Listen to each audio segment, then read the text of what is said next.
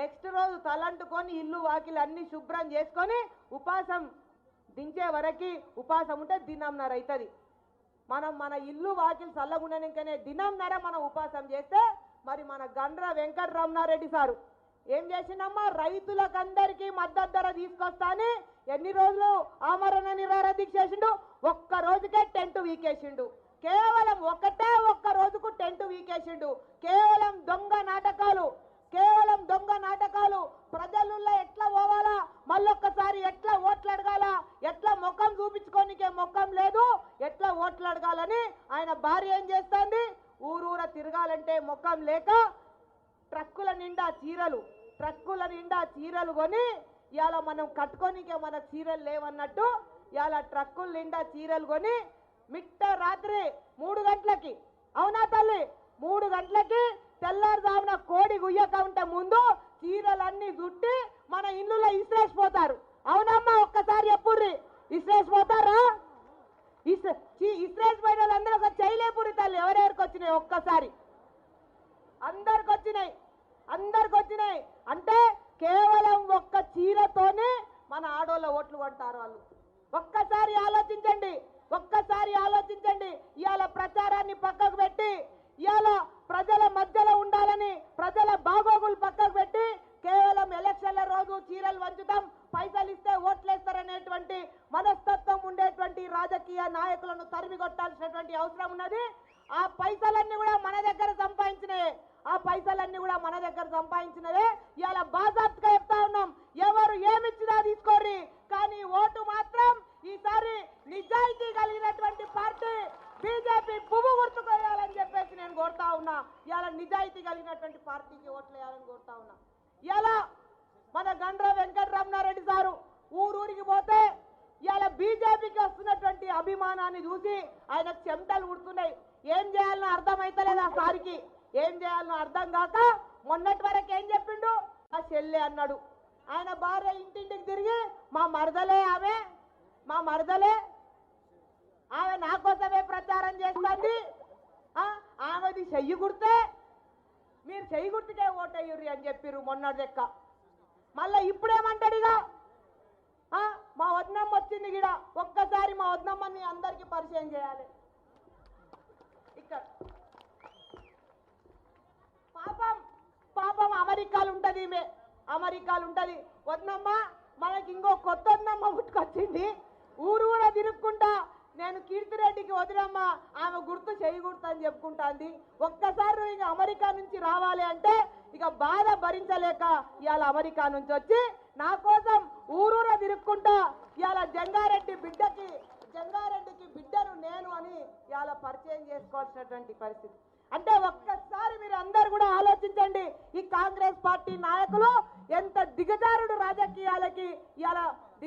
రాజకీయం చేస్తా ఉన్నారో ఒక్కసారి ఆలోచించండి. ఇవాళ జంగారెడ్డి గారికి ఇద్దరు బిడ్డలు, ఒక్క కొడుకు. పెద్ద బిడ్డ పేరు జ్యోతి, ఆమె ఎప్పుడో చనిపోయింది, 25 ఏళ్ల క్రితం చనిపోతే ఆమెకి 2 పిల్లలైతే మేమే మా ఇంట్లో పెట్టుకొని చదివించి పెళ్లిళ్ళు చేసి పంపించినాం. మా రెండో వదినమ్మ ఈమె ఎడవెల్లి విజయ, ఈమెకి 2 ఆడపిల్లలు అమెరికాలో ఉంటది. కానీ మన గండ్ర రమణారెడ్డి గారి భార్య, ఆమె పేరు జ్యోతి అయినంత మాత్రాన ఇలా ఊరూర తిరుక్కుంటా నేనే జ్యోతిని, జంగారెడ్డికి బిడ్డను నేనే, ఇలా అట్లా ఉంది పరిస్థితి. ఇలా చెప్పకూడదు అనుకున్నా, ఎప్పుడు ఈ పరిస్థితుల్లో మాట్లాడకూడదు అనుకున్నా కానీ ఇలా నిజంగా సభా వేదిక పైన మాట్లాడాల్సి వస్తా ఉంది. ఇలా నిజంగా కూడా గండ్ర జ్యోతి గారు ఇక్కడి నుంచి మన హనుమకొండ నుంచి ఒకసారి కౌన్సిలర్గా పోటీ చేసినప్పుడు వాళ్ళ నాయన పేరు ఒక పేరు రాసుకుంది. ఆ తర్వాత ఇంకొకసారి భూమి రిజిస్ట్రేషన్ చేసుకుంటున్నది ఒక దగ్గర. భూమి రిజిస్ట్రేషన్ చేసుకుంటున్నప్పుడు ఆ భూమి మా నాయన అని ఇంకొక ఆయన పేరు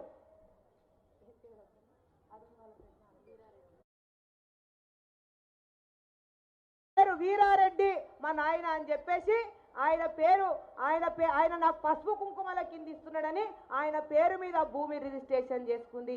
అంటే పుట్టించింది ఒక తండ్రి, ఇవాళ ఆస్తులు తెచ్చుకోనికి ఇంకొక తండ్రి, ఇవాళ మొగుడు గెలవనికే జంగారెడ్డి నా తండ్రి అని చెప్పుకొని తిరుగుతుంది. మరి ఇవాళ నేను అడుగుతున్నా, మీ అమ్మ చనిపోయి స్వర్గంలో ఎక్కడుందో గాని ఆమె ఆత్మ ఘోషిస్తా ఉంది. ఇట్లాంటి తప్పుడు మాటలు మాట్లాడడం బంద్ చేయాలా అని చెప్పేసి నేను కోరుకుంటా ఉన్నా. మొన్నటి వరకు చెల్లె చెల్లె అని చెప్పుకొని తిరిగినటువంటి రమణారెడ్డి గారు ఇవాళ ఏమంటున్నాడు?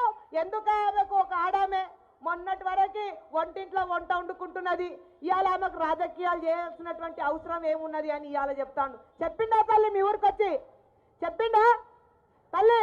మొన్నటి వరకు వంటనే వండుకుంటున్నది, ఎందుకు ఆమెకు రాజకీయాలు ఇవాళ వంటింట్లో వంట వండుకోకుండా అంటే? ఇవాళ ఒక్కసారి చూడండి, రమణారెడ్డి గారికి నిజంగా స్త్రీల పట్ల ఆడవాళ్ళ పట్ల ఎంత గౌరవం ఉన్నదో ఒక్కసారి చూడండి. ఆయన సొంత ఇంట్లో ఆయన భార్యనేమో కౌన్సిలర్ కావచ్చు, ఆయన భార్యనేమో కాంగ్రెస్ పార్టీలో పదవులు తీసుకోవచ్చు, ఆయన భార్యనేమో ఊరూరా తిరుగుకుంటా స్పీచ్లు ఇచ్చుకుంటా నేను కాంగ్రెస్ పార్టీ లీడర్ని, చేయిగుర్తుకి ఓటేయని ఆమె చెప్పుకోవచ్చు. కానీ ఇవాళ తోటి మహిళ ఇవాళ ఎమ్మెల్యేగా నిలబడతా ఉంది అంటే గౌరవించాల్సింది పోయి ఆమెకెందుకు రాజకీయాలు వంటండుకోమని ఇవాళ చెప్తా ఉన్నాడంటే, మహిళల పట్ల ఆయనకి ఎంత చిన్న చూపు ఉన్నదో ఒక్కసారి ఆలోచించండి. ఇవాళ మహిళా సమాజాన్ని ఇవాళ అగౌరవపరిచినటువంటి ఈ కాంగ్రెస్ పార్టీ గండ్ర వెంకట రమణారెడ్డి గారిని మన కాన్స్టిట్యున్సీ నుంచి తరిమి కొట్టాలా. మహిళలమందరము కూడా ఈసారి చైతన్యవంతమై కమలం పువ్వు గుర్తు మీద ఓటేసి ఒక్కసారి కమలం పువ్వు గుర్తు మీద ఓటేసి మహిళా శక్తిని నిరూపించాలా. మహిళలు తలుచుకుంటే జరగందేమీ లేదు. గద్దెలు దించుతాం, గద్దెలు ఎక్కిస్తాం. ఒక్కసారి ఇలా ఇది మనం భూపాలపల్లి కాన్స్టిట్యున్సీలో చేసి చూపియాలని చెప్పేసి మీ అందరినీ కూడా విజ్ఞప్తి చేస్తా ఉన్నా. ఇంతేకాదు ఇవాళ మరి ఇంకొక పార్టీ మన టిఆర్ఎస్ పార్టీ నాయకులు ఉన్నారు. నిజంగా కూడా 2014లో తెలంగాణ వచ్చింది కదా అని చెప్పేసి మనమందరం కూడా టిఆర్ఎస్ పార్టీని నమ్మినాం. ఏమన్నారమ్మా ఎలక్షన్ల కంటే ముందు టిఆర్ఎస్ పార్టీ వాళ్ళు? 2 డబుల్ బెడ్రూమ్లు, 3 ఎకరాల భూమి, ఇంటింటికి ఉద్యోగం, కేజీ టు పీజీ ఉచిత విద్య, రైతులకు ఏకకాలంలో రుణమాఫీ. ఇక చెప్పిందే లేదు, ఇక మొత్తంకి చెప్పుకుంటూ పోయారు మొత్తం అంతా కూడా. ఇన్ని కాదని చెప్పి మరి వాళ్ళు చేసిందేంది? ఒక్కటన్నా తీర్చిరా తల్లి, ఒక్కటన్నా. నేను మొన్న ఒక షాపుకు పోతే ఆడ ఏమంటారు, సత్యనారాయణ స్వామి వ్రతము మేము జర లేటుగా చేసుకున్నాం ఈసారి. తీరక కార్తీక పూర్ణం రోజు సత్యనారాయణ స్వామి వ్రతం చేసుకుంటే విష్ణు సహస్రనామాల బుక్కు లేకుంటే లక్ష్మీ సహస్రనామాల బుక్కు, సత్యనారాయణ కథ చదవని ఇంకొక బుక్కు కొందామని చెప్పేసి షాపుకు పోతే ఆడ ఇంకొక బుక్కు కనిపించింది. ఇంకొక బుక్కు. ఏం బుక్ అది అంటే అబద్ధాల బుక్ అట. అది 1000 అబద్ధాల బుక్కు. ఇదేందయ్యా ఈ 1000 అబద్ధాల బుక్ అంటే, సార్ మేడం ఇది కేసీఆర్ మాట్లాడిన బుక్కు, వాళ్ళ మేనిఫెస్టో ఇది, దీన్నే 1000 అబద్ధాల బుక్ అంటారు. ఇలా అబద్ధాలు తెలవని వాళ్ళందరూ కూడా ఈ బుక్ తీసుకుపోయి అబద్ధం ఎట్లా మాట్లాడాలో నేర్చుకుంటున్నారు మేడం, దీన్ని 1000 అబద్ధాల బుక్ అంటారు అని చెప్పిండు. అంటే ఇలా కేసీఆర్ ఎన్ని అబద్ధాలు చెప్పి గద్దెనెక్కిండో ఒక్కసారి ఆలోచించాల్సిందిగా కోరుతా ఉన్నా. ఇవాళ అన్ని అబద్ధమే.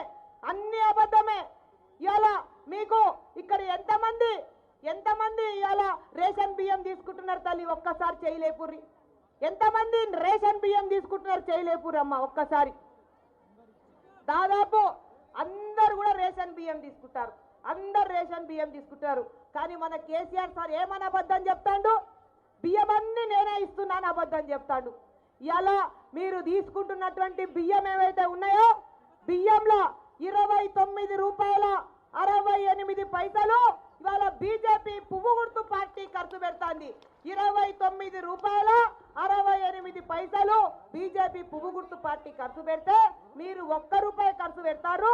కేసీఆర్ సార్ ఇస్తున్నాయి 2 రూపాయలు ఇచ్చుకుంటా జోలెల మొత్తం బియ్యం ఆయనే వస్తున్నట్టు చాట ఇట్లా పెట్టి ఫోటో దిగుతాడు. అవునా కదా తల్లి? ఫోటో వచ్చిందా? పేపర్లలో టీవీలలో ఫోటో వచ్చిందా?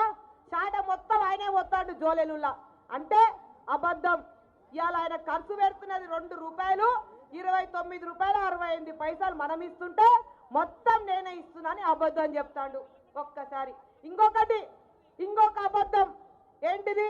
ఇవాళ ముసలాళ్ళకు వచ్చే పింఛన్లు, వికలాంగులకు వచ్చే పింఛన్లు, ఇవాళ వితంతువులకు వచ్చే పింఛన్లు ప్రతి ఒక్కటి కూడా ఇవాళ మొత్తం నేనే ఇస్తున్నా. టీఆర్ఎస్ పార్టీ నాయకులందరూ కూడా ఎలక్షన్లు షురు అయిన కానుంచి వచ్చి మన ఇండ్ల పక్కన కూర్చుంటారు. లింగంపల్లి వీరగోపాల్ గారు వేదిక మీదకి రావాల్సిందిగా కోరుచున్నాం. ఇవాళ ఎలక్షన్లు స్టార్ట్ అయిన కానుంచి ఇవాళ మొత్తం టీఆర్ఎస్ నాయకులు మన ఇంటి పక్కలనే కూర్చొని ముసలోళ్ళకి ఇదే చెవులలో ఒకటే జోపుడు, చెవుల జొర్రిగా లెక్క. మీరు కారు గుర్తుకు ఓటేయకపోతే మీ పింఛన్లు కట్ అవుతాయి, మీరు కారు గుర్తుకు ఓటేయకపోతే మీ పింఛన్లు కట్ అవుతాయి. మన కేసీఆర్ సారు అవ్వ గదవ పట్టుకుంటా ₹1000 ఇట్లుస్తున్నట్టు ఒక ఫోటో, మళ్ళొక అబద్ధం. మీరందరూ కూడా తెలుసుకోవాలి తల్లి, ఇక్కడ ఉండేటువంటి ఆడవాళ్ళందరూ కూడా ఇవాళ మీరు తీసుకుంటున్న పింఛన్లు అన్నిట్లో కూడా ₹1000 ₹800 ఇస్తున్నది బీజేపీ పువ్వు గుర్తు పార్టీ. టీఆర్ఎస్ పార్టీ ఇస్తున్నది కేవలం 200 అంటే 200. ఒక్కసారి మీరు అందరు కూడా తెలుసుకోవాలి. ఇలా అందరు కూడా తెలుసుకోవాల్సినటువంటి అవసరం ఉన్నది. ఇలా కేసీఆర్ సారు అన్ని అబద్ధాలు చెప్పి ఇలా మొత్తానికి మనల్ని మోసం చేస్తా ఉన్నాడు. ఇలా మరి కళ్యాణ లక్ష్మి, షాదీ ముబారక్ ఇవి కూడా ఇవాళ ఏం చేస్తాడు? కళ్యాణ లక్ష్మి, షాదీ ముబారక్ అని చెప్పి ఇలా మన ఓట్లు దండుకోవాలని మళ్ళొక్కసారి ఇవాళ మీరు అందరు కూడా తెలుసుకోవాలా. ఇది కేసీఆర్ చేసి చెప్తున్న ఇంకొక అబద్ధం. ఇవాళ కళ్యాణ లక్ష్మి, షాదీ ముబారక్ లో ₹50,000 ఇవాళ బీజేపీ ప్రభుత్వం ఇస్తా ఉంది. మీరందరూ కూడా తెలుసుకోవాల్సినటువంటి అవసరం ఉన్నది. ఇవాళ ఎవ్వరు బెదిరించినా, ఇవాళ మీరు ఓట్లు వేయకపోతే మీకు రేపు కళ్యాణ లక్ష్మి రాదు అని ఎవ్వరు బెదిరించినా కూడా బెదురుకోనటువంటి అవసరం లేదు. పైసలన్నీ వస్తున్నాయి కూడా బీజేపీ పువ్వు గుర్తు పార్టీ నుంచి. ఎవ్వరి లోన్లు, ఎవ్వరి బియ్యము, ఎవ్వరి కళ్యాణ లక్ష్ములు ఎక్కడ ఆగవు, వచ్చాయి బరాబర్గా వస్తుంది. నెక్స్ట్ వచ్చే ప్రభుత్వం బీజేపీ పువ్వు గుర్తు పార్టీది. బీజేపీ పువ్వు గుర్తు పార్టీది బడవుకు బలహీన వర్గాల పార్టీ. ఖచ్చితంగా ప్రతి ఒక్కరికి న్యాయం జరిగే విధంగా బీజేపీ పార్టీల పాలన ఉంటది. కాబట్టి ఎవ్వరు కూడా భయపడాల్సినటువంటి అవసరం లేదని చెప్పేసి తెలియజేస్తా ఉన్నాం. ఇంతేకాదు, ఇట్లా చెప్పుకుంటా పోతా ఉంటే వాళ్ళ అబద్ధాల చిట్టా 1000 అబద్ధాల బుక్ ఇప్పుడే చెప్పినా దొరుకుతుందని. అన్ని అబద్ధాలే. ఇవాళ ఇంకొకటి, ఇవాళ బీజేపీ పార్టీ మొత్తం 120 పథకాలతో మేము ముందుకు వస్తా ఉన్నాం.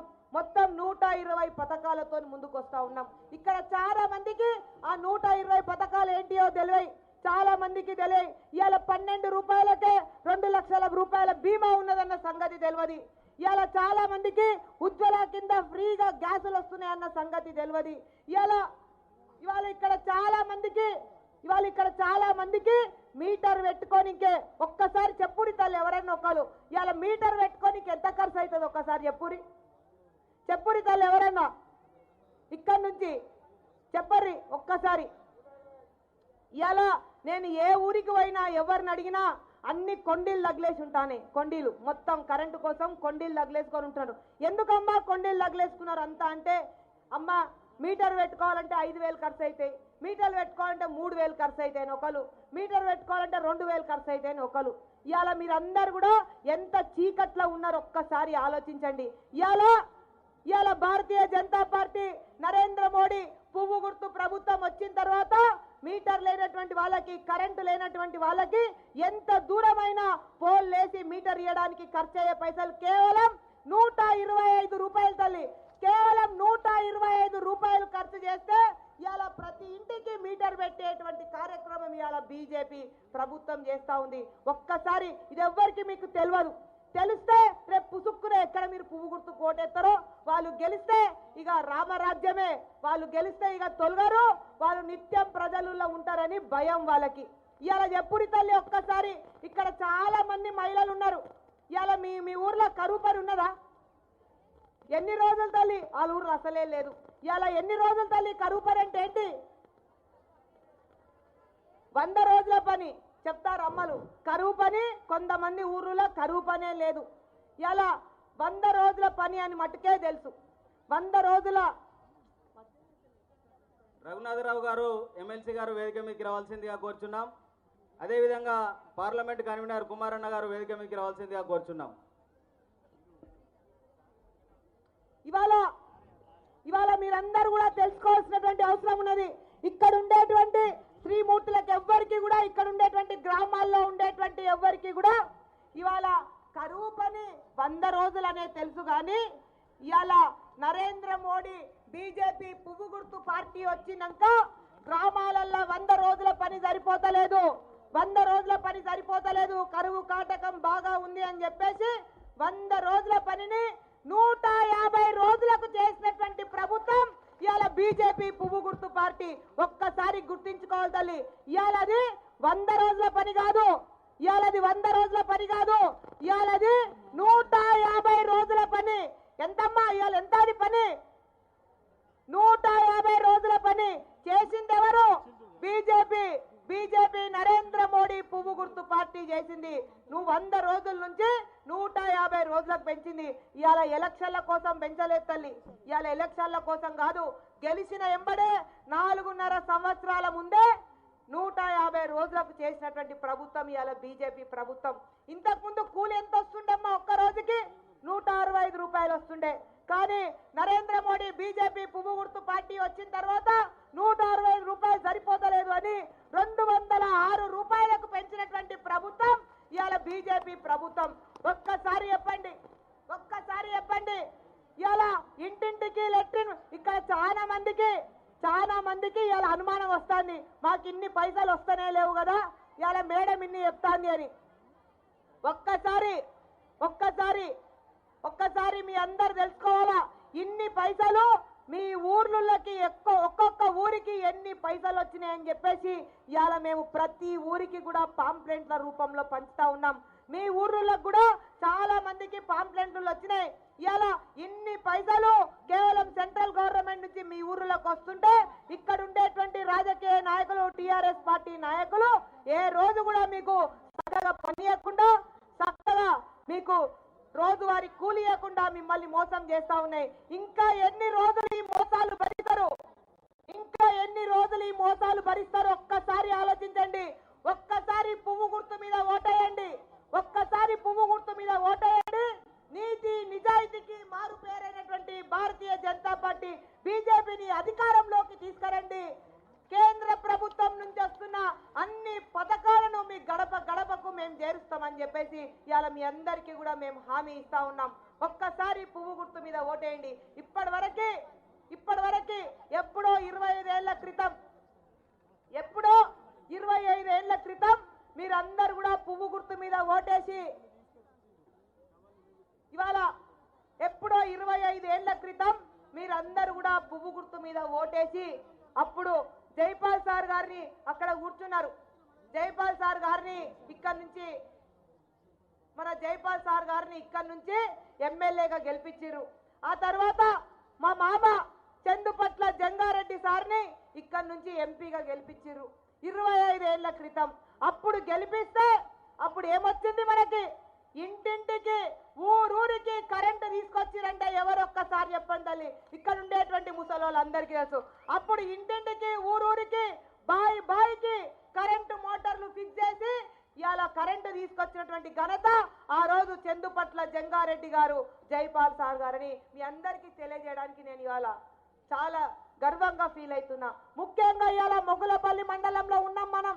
మరి మొగులపల్లి మండలంలో ఒక్కసారి మీరు జెడ్పీటీసీని గెలిపించారు. ఒక్కసారి మీరు జెడ్పీటీసీను మన కుమ్మరి లచ్చమ్మ గారిని గెలిపిస్తే ఏమైంది? లచ్చమ్మ గారిని గెలిపిస్తే ఆ రోజు ఇప్పటి వరకు మీకు మిషన్ భగీరథ నీళ్ళు వస్తలేవు. కానీ ఆ రోజు ఆమె 22 బావులు దోయించింది. మన భూపాలపల్లి, మన మొగులపల్లి మండలంలో 22 బావులు దోయించి ఇంటింటికి నీళ్ళు వచ్చే విధంగా చేసింది. ఇవాళ సమ్మక్క గద్దెల సాక్షిగా ఇవాళ ఏదైతే బాయి ఇక్కడ తోగి ఉందో, సమ్మక్క గద్దెల దగ్గర ఏదైతే బాయి తోగి ఉందో ఆ బాయి కూడా ఆ రోజు ఇక్కడ నుంచి మనకు ఉన్నటువంటి సర్పంచ్ గారైనటువంటి ఆధ్వర్యంలో ఇప్పుడు సమ్మక్క గద్దెల దగ్గర ఉన్నటువంటి నీళ్ల బాయి కూడా వీరి ఆధ్వర్యంలో తోగించిందే. ఒక్కసారి గుర్తుపెట్టుకోండి, బీజేపీ పార్టీని ఒక్కసారి మీరు ఇక్కడ అధికారంలోకి తీసుకొని వచ్చిండ్రు, తరతరాలు గుర్తుపెట్టుకునే విధంగా పనిచేసినటువంటి పార్టీ ఇలా బీజేపీ పార్టీ. తరతరాలు ఇవాళ కాంగ్రెస్ పార్టీ టిఆర్ఎస్ పార్టీని చూస్తున్నారు. ఇవాళ రోడ్ వేస్తే మళ్ళా సంవత్సరంకే రోడ్ ఉండదు. ఇవాళ సైడ్ కాలువ తీస్తే వారం రోజులకే కూలిపోతుంది. అవునా కాదా తల్లి? అవునా కాదా? ఇవాళ 20 సంవత్సరాల క్రితం తోయించినటువంటి బాయి కూడా ఇంకా నీళ్లు పోస్తా ఉందంటే ఎంత ఎంత శ్రద్ధగా ఆ రోజు, ఎంత నిజాయితీగా బీజేపీ పువ్వు గుర్తు పార్టీ పనిచేసింది ఒక్కసారి ఆలోచించండి. మీ అందరిని కూడా విజ్ఞప్తి చేస్తా ఉన్నాం. ఇవాళ ప్రతి ఒక్కరు కూడా ఈసారి విజ్ఞతతోని భారతీయ జనతా పార్టీ తెలంగాణలోకి అధికారంలోకి రావాలా, ఒక నీతి నిజాయితీ కలిగినటువంటి పార్టీని గెలిపించాల్సిందిగా కోరుతా ఉన్నా. నేను ఒక్కసారి ఇవాళ మన దుస్థితి